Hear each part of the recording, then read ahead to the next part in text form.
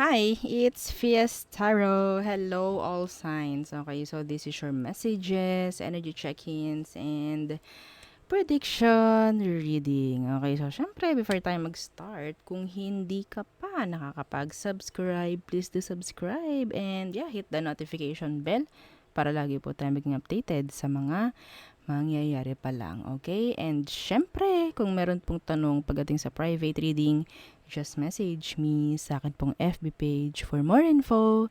Ganon rin po pagdating kay Perception of Light, okay? And syempre, kung may tanong po pagdating sa kay Kuya Dingsi, yung may mga gustong magpagamot kay Kuya Dingsi, okay, healer po siya ha.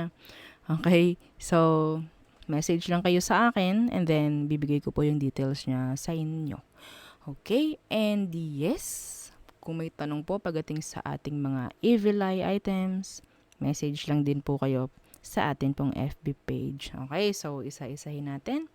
All-in-one Evil Eye Bracelet. This is available in red and black strings.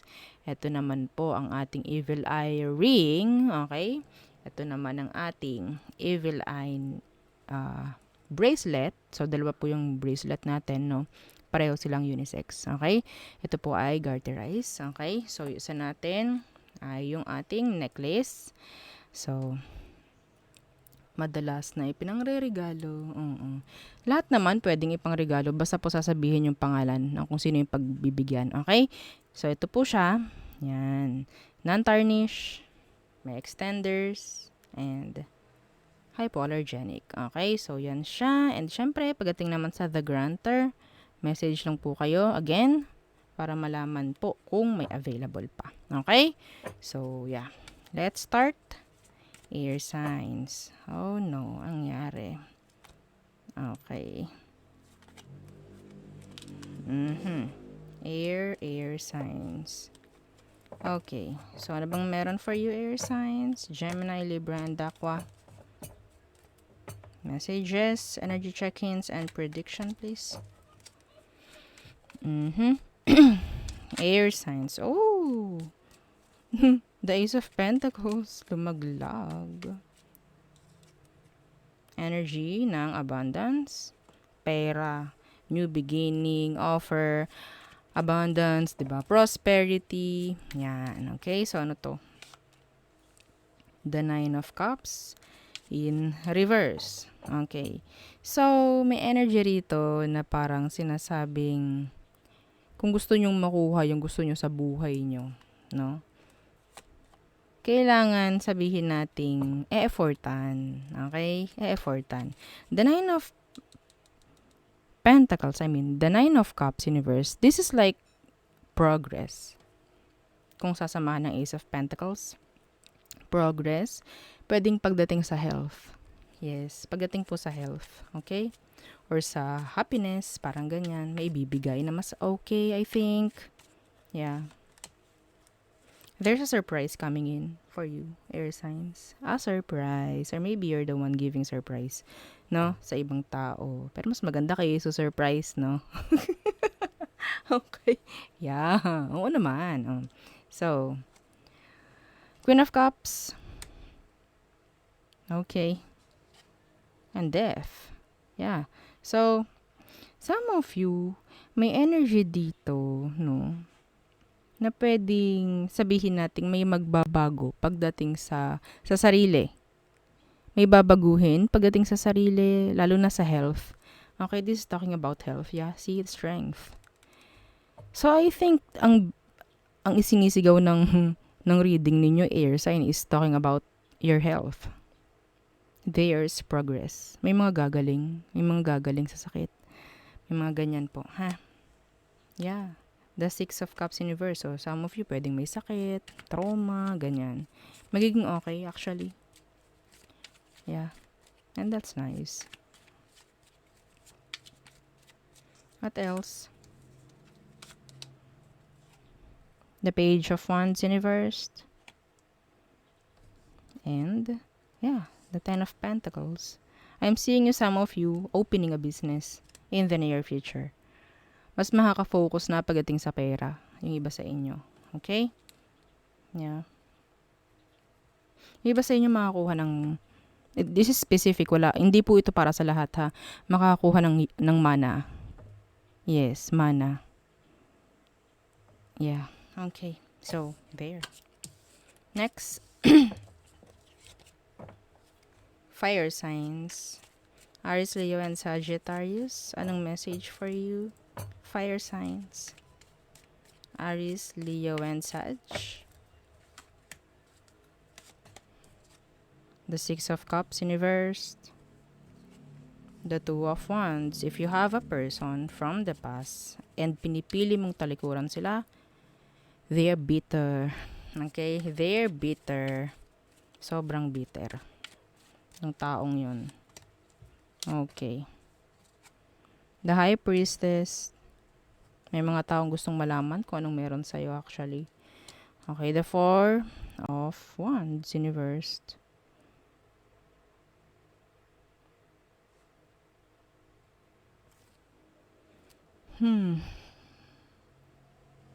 Merong nag-i-stalk. Energy na nag-i-stalk.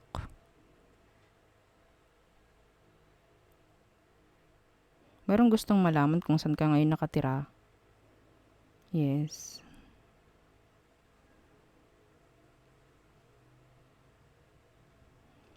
Fire signs.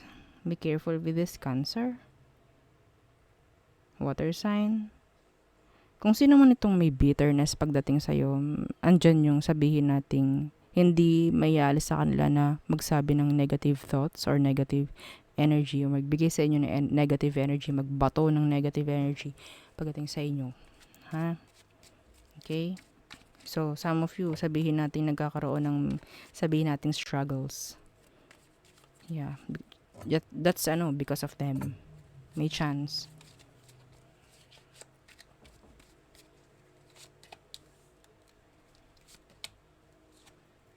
The Three of Wands in reverse. Meron ditong hindi makatanggap eh. Meron ditong hindi makatanggap na kung anong decision na ginawa mo sa past or sa ngayon. Yeah, the Ace of Pentacles in reverse. May naiinggit sa'yo, fire signs. May naiinggit. Yeah, see? May naiinggit. Yung iba sa kanila kasi pwedeng nilayuan mo para sa ikakaayos ng buhay mo. And hindi nila matanggap yun.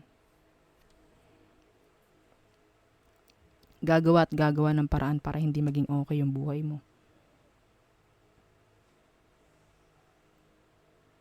Okay? Some of you may re-reject na offer or maybe mayroong madidelay na offer. Sobrang nasasagi yung frequency nyo dahil sa mga to. Kung sino man tong mga to na tinalikuran nyo.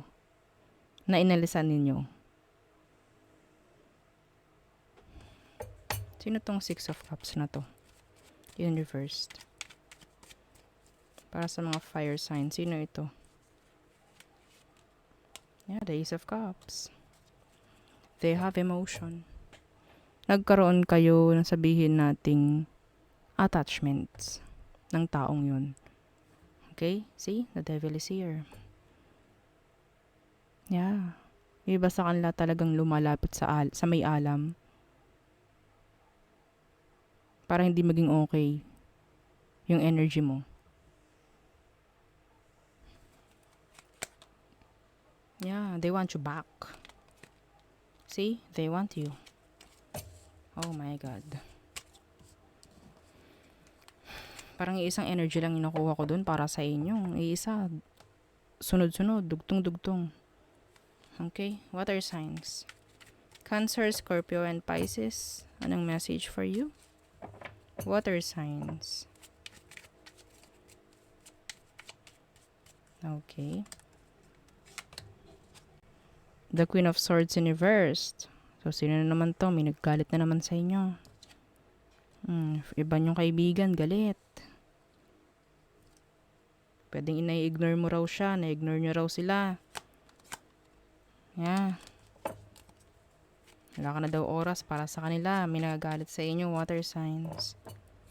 Friend mo, relatives, kamag-anak, kung ano man, kung sino man.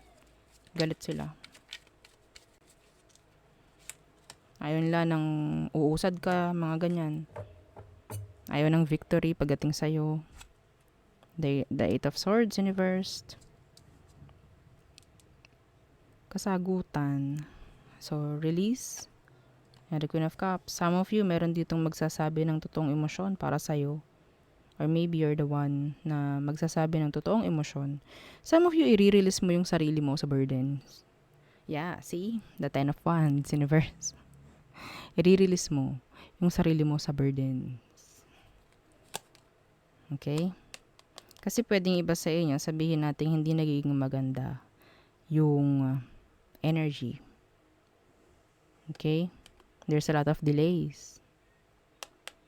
Days of Pentacles in reversed.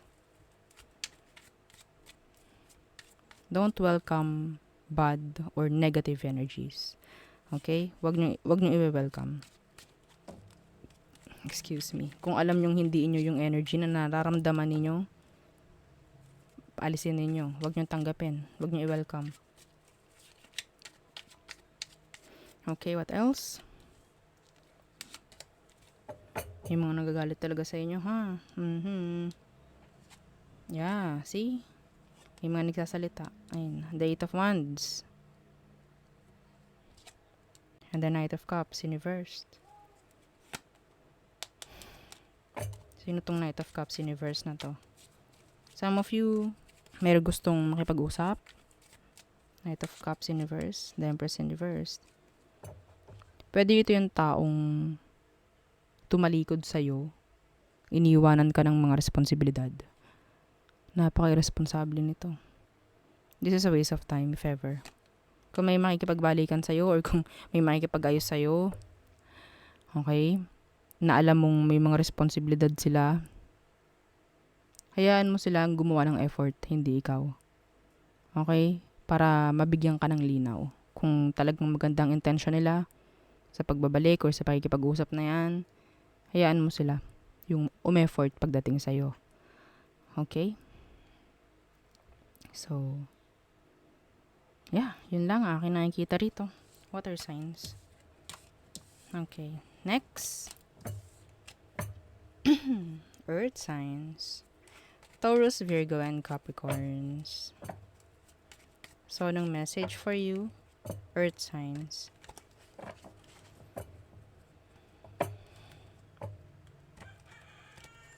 Okay. Earth signs. The Two of Pentacles. So, may mga pagdidesisyonan nyo iba sa inyo. May pagdadalawang isipan. The Queen of Pentacles. Okay. Ito specific. Meron ditong nag-hesitate, no? Na humingi ng tulong. Pwedeng mother figure, father figure. Okay? Don't hesitate na humingi ng tulong. Some of you. Okay? Finances. Yeah.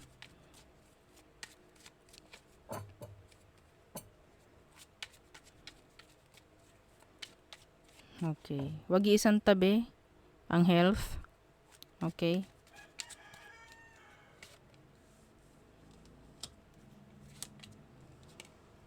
The Queen of Swords. The King of Cups. Ang dami namang person dito.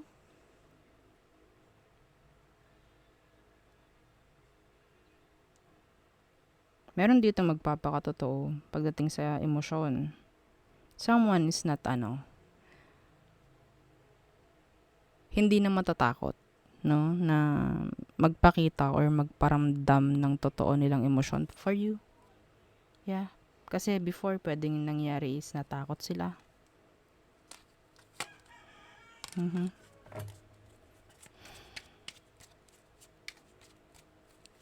Meron ditong pagpili na mangyayari.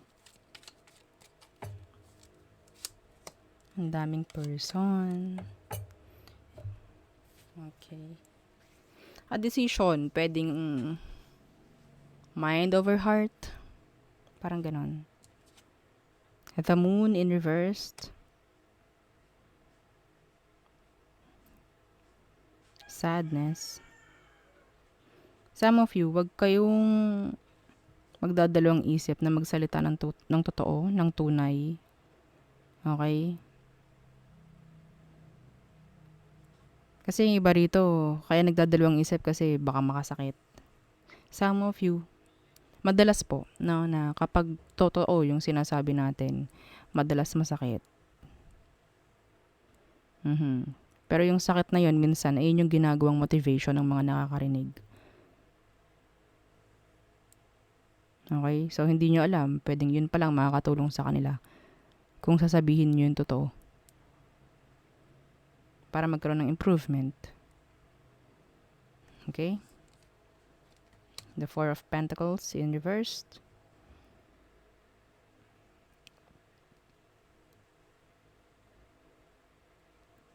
You need to release stress. Earth signs. Masyado kayong stress. Yeah, the Hermit. What's with the Moon in reversed? Yung sadness, kailangan yung i-release. Yeah, see? The Ten of Wands in reverse. Burden kasi yan. Okay? Burden. Or sabihin nating pasakit, pabigat lang yan. Mga stress na yan.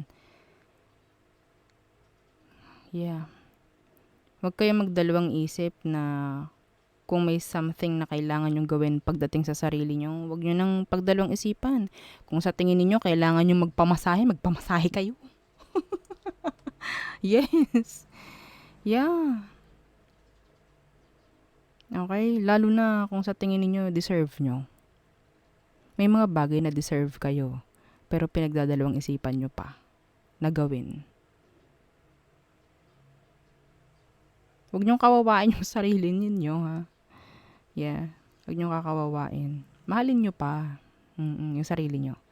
Okay? Kung mahal nyo iba, mas mahalin mo yung sarili mo. Okay? Mas bigyang pahalaga yung sarili. Kung mahalaga sa iyo yung ibang tao, kung importante sila sa'yo, unahin ang sarili. Ganun yun. Okay? Kasi kaya sila importante, kaya sila mahalaga, kaya mo sila binibigyan ng kung ano-ano, mga ganyan. Kasi nga, malaki yung parte nila sa buhay mo. So, paano? Kung hindi mo na may provide yung mga pangangailangan, if ever, napapagod ka rin, syempre. Ano ka ba? You deserve something, sabihin nating, as simple as foot spa. Yes. Massage. O, diba? Oo. Release stress. Ayun lang ang sasabihin ko sa inyo. Okay? So there. Yun ang ating reading for all signs. Again, yeah, don't forget to like, share, and subscribe. And follow our FB page. Thank you. Bye.